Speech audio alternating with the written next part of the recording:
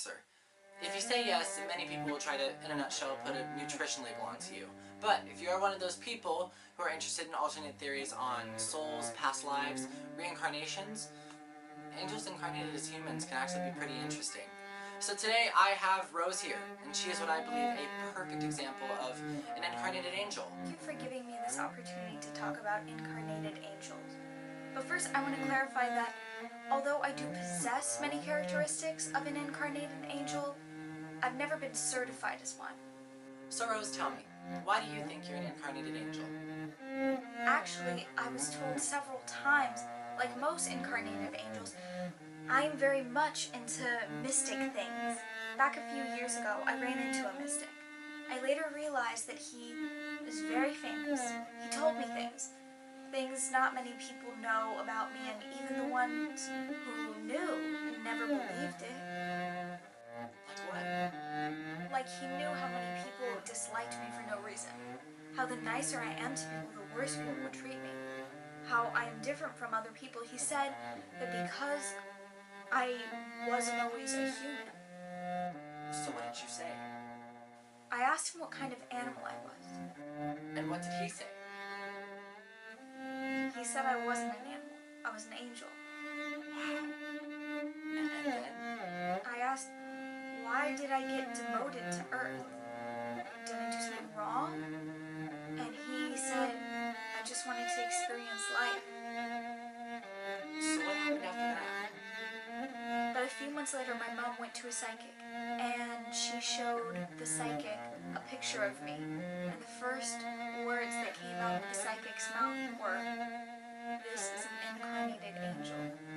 If you really are an incarnated angel, could you tell me, do you have any special powers? Yes and no. Like everyone else, I don't have any prior life memories, and I don't have any special power. But I am a quick learner, and I have almost photographic memory. What do you mean, almost photographic? Say if I read this book, I can't remember where the sentence was, but I remember the story, the characters, the important stuff, and I will remember that forever. But that applies to only things I'm interested in. For subjects I don't like, I can't even sit through a class. So what don't you like? I don't like boring stuff, like doing math homework, but I am still pretty good at it. So I heard that most incarnated angels have some special talents. Do you have any special talents? Like, do you sing like an angel? I guess there is a difference between singing like an angel and singing like an incarnated angel. I definitely cannot sing. Actually, I got a D in my elementary school music class. It broke the record for the school at the worst grade ever to be given to a 5th grader. It's not that I can't pretend to sing in a choir, but I did not turn in my homework and my teacher was furious, but I am still creative. Oh, creative? You mean you play instruments? Oh no, not that. But I can write songs. I mean, I feel music. When I hear a rhythm, I feel the story it is telling, so I can write lyrics to almost any music pieces. So I have written a lot of songs. I even won some awards. Oh, that's amazing. So is that your creative outlet? Not really. I write a lot, and I make movies. My channel is growing, although I won't say it's huge. I felt that this is a way for people to connect with me. Now, I know the next few questions are pretty dumb, but as a reporter I have to do my investigation duties. Would you consider yourself good-hearted, trusting, and non-materialistic? I guess everyone is good-hearted. That shows you how trusting I am. Although I work very hard, what motivated me is not the money, but the sense of fulfillment that can be the non-materialistic side of me. I do like to help people. Actually, I started a non-profit organization called Headway e-learning programs, shortened to HELP, but I kind of over-engaged myself, so I had to close that non-profit for lack of activities. So are you generous too? I think it will be hard to find a stringy, good-hearted, trusting person that is non-materialistic. So I guess I am pretty generous. I think the best way to help people is not to give them a buck to buy food, but to help them to get skills for a job. So I'm starting another nonprofit with a mission to move needy to needed and move learners to leaders. I gave what I had to help people in need, but only helped a few people. Someone found me. That's why I decided to sharpen my marketing skills through making videos and films. So I heard that Incarnated Angels typically come with a mission. Do you think that making and filming videos is your mission? Funny you should ask. I always felt driven by unknown missions. For that, I have visited many psychics because I am so afraid that I will miss my call. I often wonder, what can a girl like me do? There is no way I can change the world or save people, and I don't even know if I am an incarnated angel. So I paid visits to several psychics in the last few years, and about half of them would tell me that I am different. The word they used may be different, like special soul, a ray of sun, special connection with the divine. One psychic rolled up her sleeves when I asked her about my soul origin. She said, "I don't know who you are, but when you do come close to me, the hairs on my arm stand up." And I can just see her hair all lifting, like paying respect to me. A nice psychic lady turned her business card around when I asked her about my past life. She wrote Incarnated Angel, name Mystic Indigo. So, do you think you found your mission? I don't know. One psychic told me, you know exactly what you want to accomplish in the world.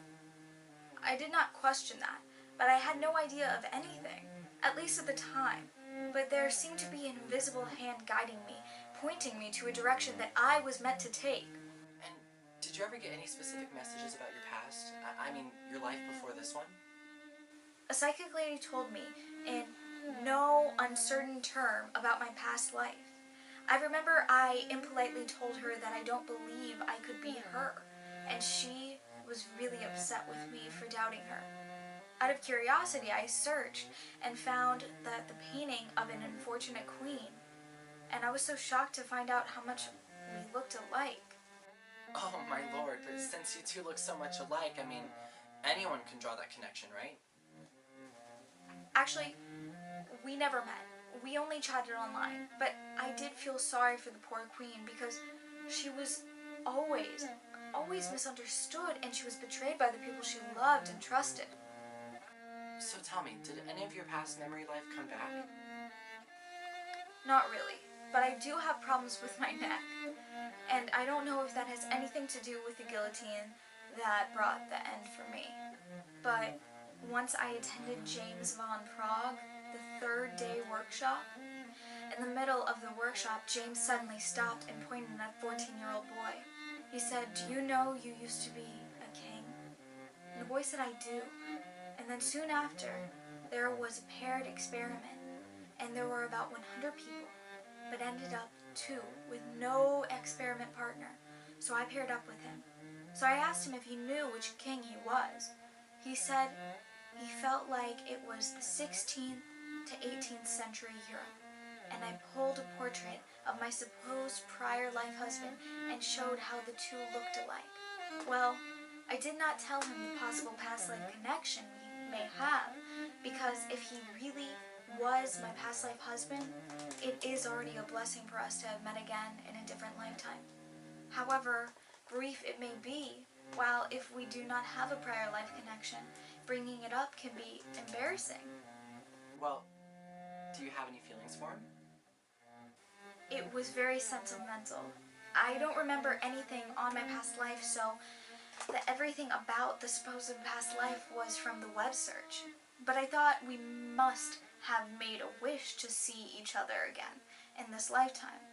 As I not only had a chance to see him, I learned about my past life from the psychic I never met just before that.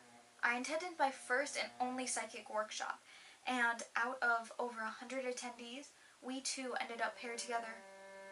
And I got to talk to him for about 10 minutes. So I heard that incarnated angels usually have a lot of guardian angels around. Is that true? Since I don't have the power to see, I can't answer that. But I would like to share a few unique experiences. I was haunted by scary dreams ever since I was little. So early on, I started to pray for good night sleeps. And I would pray every night as my dreams are vivid, colorful, and most of the time scary. But my prayers seemed to help. So one night before an important exam, I decided to ask a favor. I asked to be woke up at 6 a.m. and then I thought it would be scary if they decided to push me off the bed or something. So I asked for firecrackers at 6 a.m. so I could get up early. The next day, I woke up to the firecracker sounds and saw firecrackers hanging in midair in front of my bed at 6 a.m. I was so scared I stopped praying after that, and I was only 10. In a way, that's when I lost contact with my guardian angels. And did you ever reestablish that connection? How should I say it? The connection is on, but I don't have much to do with it to get reconnected. A few years ago, I was alone in my bedroom, and the lamp went off. I took out the light bulb, and it lit up in my hands before me, just for a second till I dropped it. I then searched and found a local psychic school. The instructor told me that I am a born healer with unique energy, so I learned Reiki. But I haven't found a good use for what to do with it so far. What do you mean? The first time I tried to help a friend with a headache, I was only working on his head when he sat on the sofa. 2 minutes into the session, we heard 2 popping sounds. Then when I got home, he said his internet router and cable modem 6 feet away, both were fired. No one dared to ask for help since then. I don't blame them.